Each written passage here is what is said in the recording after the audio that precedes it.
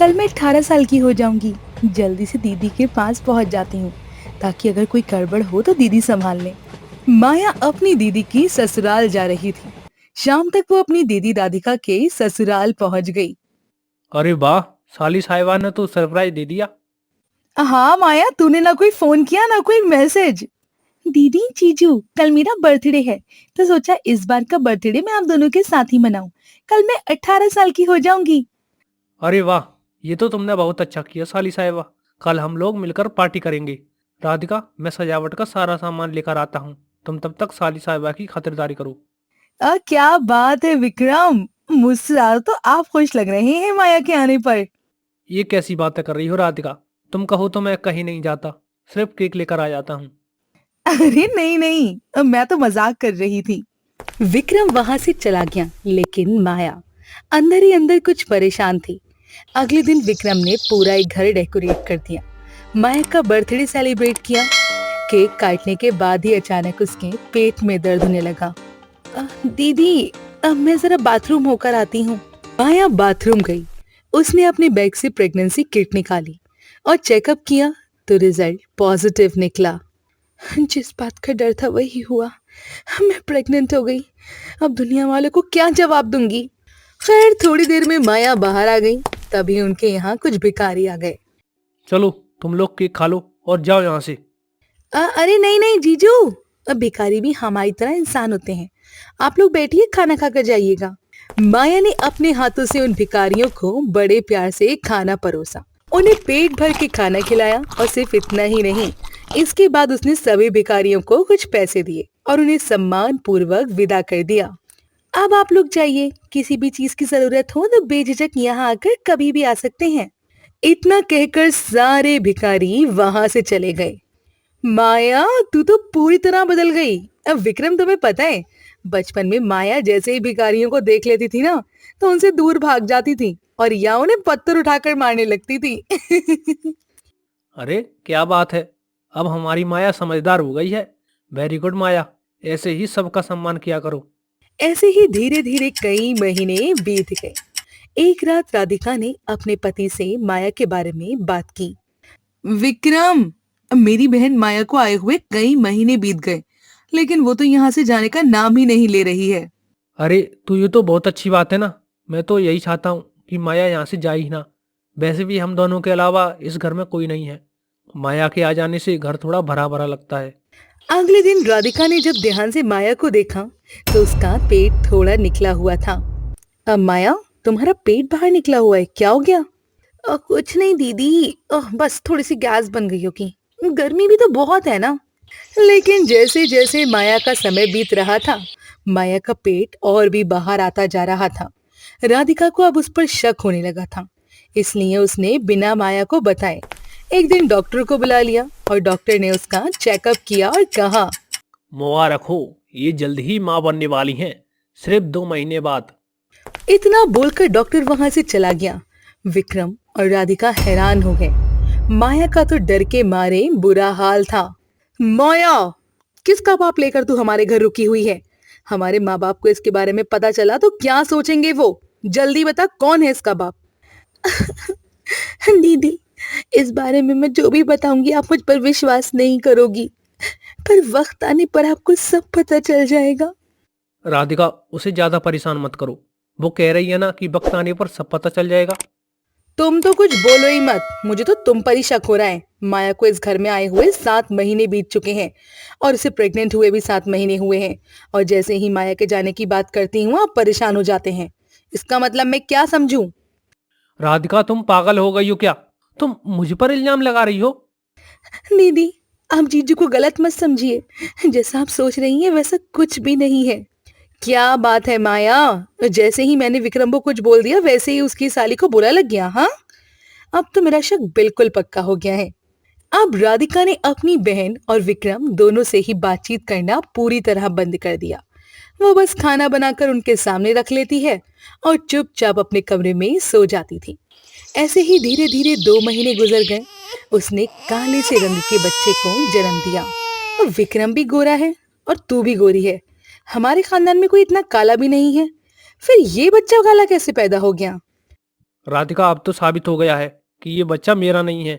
अब तो बता दो माया कि ये बच्चा किसका है, वरना तुम्हारी बहन मुझसे बात नहीं करेगी। मैंने कहा था ना आपको, मैं आपको कुछ भी बताऊंगी आप लोग भरोसा नहीं कर पाओगे। लेकिन मैं ये सब सच बोल रही हूँ कि इस बच्चे के पैदा होने में किसी मर्द का हाथ नहीं है। दीदी आप ये बच्चा रख लो और मुझे घर जाने दो। देख रहे हो विक्रम, ये कितनी बड़ी पापी हो गई है। अपना पाप हमें देना चाहती है। तुझे नहीं बताना तो मत बता। अपना बच्चा पकड़ और निकल जा यहाँ से। राधिका ने जल्दी से उसका बैग पैक किया और उसे उससे बच्चे के साथ वहां से भगाने लगी। इतनी देर में वहां ढेर सारे भिखारी आ गए। उनमें से एक बूढ़ी भिखारन ने उस बच्चे को माया से छीन लिया। अरे ये बच्चा मेरा नाती है। हम लोग इसे लेने के लिए आए हैं क्योंकि इसकी माँ को तुम्हारी छोटी बहन ने ऊपर पहुंचा दिया था। क्या? इसका मतलब आप ही उनकी माँ हो? हाँ मैं उसकी माँ हूँ, लेकिन अब तुम अंदर से पूरी तरह बदल चुकी हो, इसलिए हमने तुम्हें माफ किया। दीदी, जीजू, अब मैं इन लोगों के सामने सब कुछ बताती हूँ। दरअसल आज से 3 साल पहले जब मैं अपनी सहेलियों के साथ पिकनिक मनाने कहीं जंगल में गई हुई थी, तब वहां पर एक भिखारन आ गई। वो हमसे बार बार खाना मांग रही थी। हम टिफिन में खाना खा रहे थे और वो हमारी तरफ ही घूरे जा रही थी। मुझे गुस्सा आया और वह टिफिन उठाकर उसे मैंने मार दिया, जिससे वो कहीं गिर गई और अंतिम सांसें लेने लगी। तेरी वजह से आज मैं और मेरा बच्चा ही दुनिया छोड़कर जा रहे हैं, लेकिन मैं तुझे श्राप देती हूँ कि तू जैसे ही 18 साल की हो जाएगी वैसे ही मेरा बच्चा तेरी कोख से जन्म लेगा। मैं उस समय सिर्फ 15 साल की थी, इसलिए उसकी बातों पर भरोसा नहीं किया। लेकिन जैसे जैसे मैं 18 साल की हो रही थी, मुझे उनका दिया हुआ श्राप डराने लगा। हर रोज मुझे वही सपना दिखाई देता था। इसलिए मैं अपने 18वें जन्मदिन पर सीधा आपके पास आ गई, क्योंकि अगर मैं घर में रहती तो अपने माँ बाप को कोई जवाब नहीं दे पाती। इसलिए मैं जैसे ही 18 साल की हुई वैसे ही मुझे उल्टी हुई और पता चला कि मैं गर्भवती हो गई हूँ। ये लड़की बिल्कुल सही कह रही है।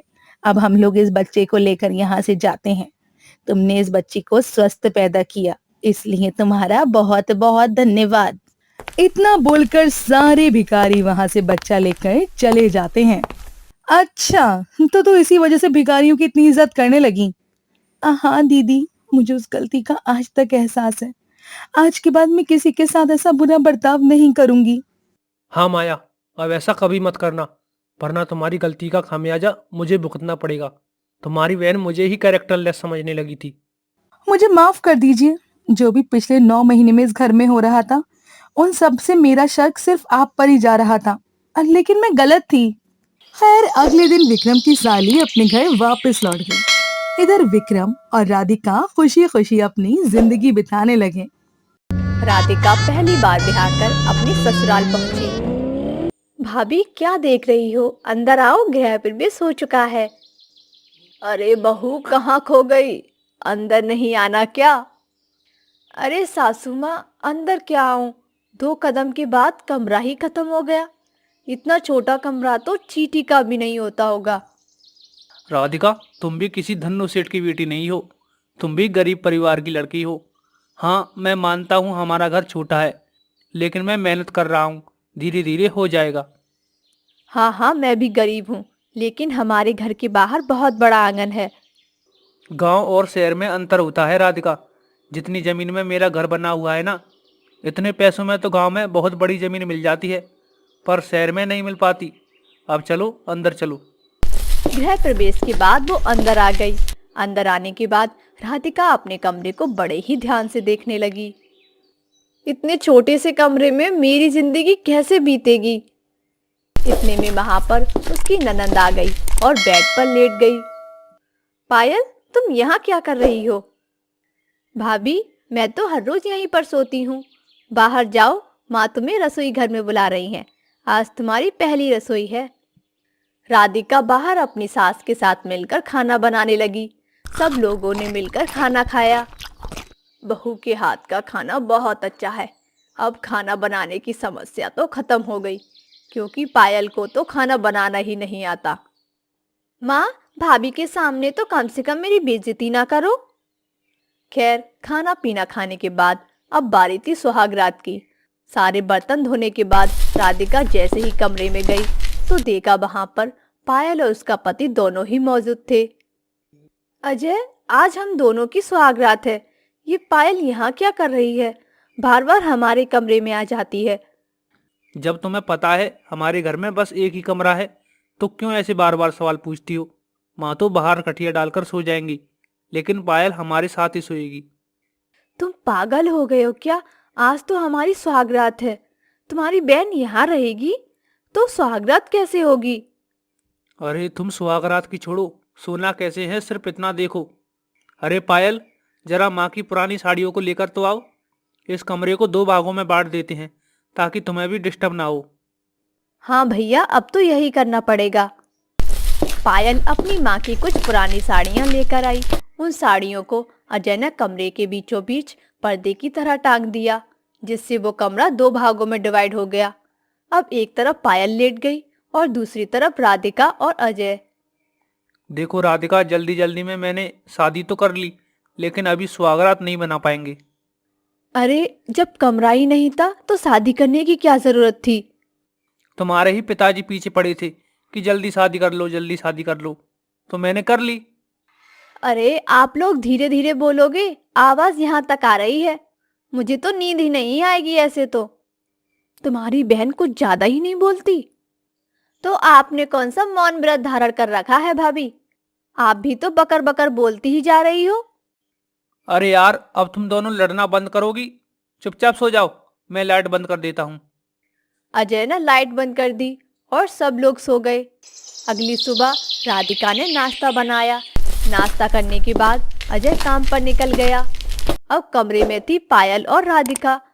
पर्दे के एक तरफ राधिका आराम कर रही थी, तभी दूसरी तरफ पायल ने जानबूझकर जोर जोर से थाली बजाना शुरू कर दिया।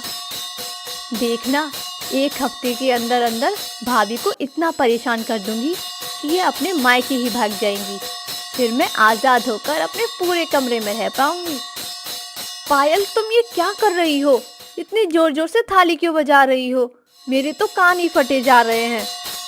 मैं अपनी बॉडी को हीलिंग कर रही हूँ। ये तरीका मैंने नया खोजा है अभी अभी। अच्छा, तो बताती हूँ तुझे।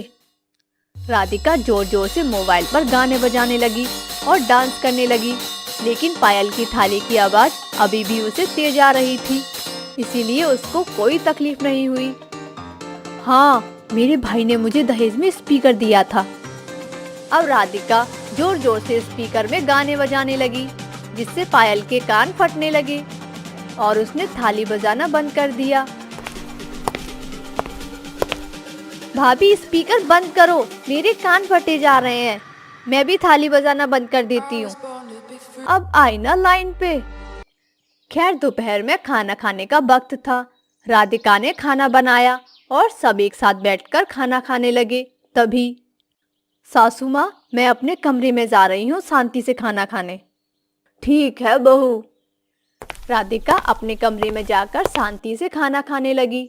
तभी पायल भी वहां आ गई और पर्दे की दूसरी तरफ वो भी खाना खाने लगी।